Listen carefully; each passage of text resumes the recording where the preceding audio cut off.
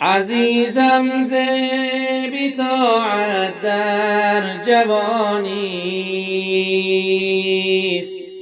که پیری لحظه ها این ناتوانیست. عزیزم ز بی‌طاعت در جوانیست، که پیری لحظه ها این ناتوانیست. مگو سازم عبادت وقتی پیری،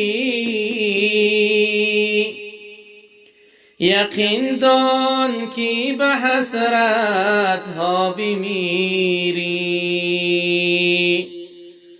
عزیزم این جوانی چون بهار است، غنیمت دان خزانش در کنار است. رسد روز تو را قامت شود خم، نماند زینت و قوت شود کم. پشیمان می شوی از این جوانی، غنیمت دان که آن دم ناتوانی.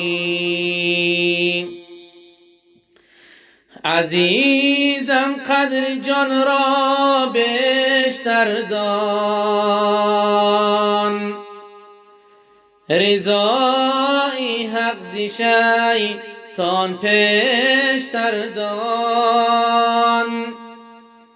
جوانی را به شیطان داده ای تو، نمیدانی مسلمان زاده ای تو.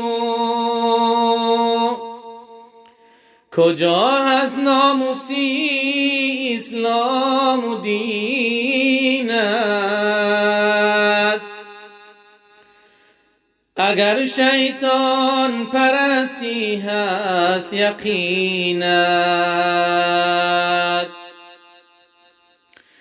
جوانا جانی من برخیز از خواب، مده از دست این روزهای نایاب.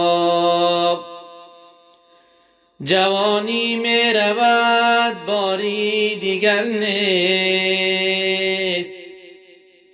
رسد پیری جوانی را اثر نیست. حذر کن که تو را شیطان نبازد، به صاحبت تو را دشمن مسازد.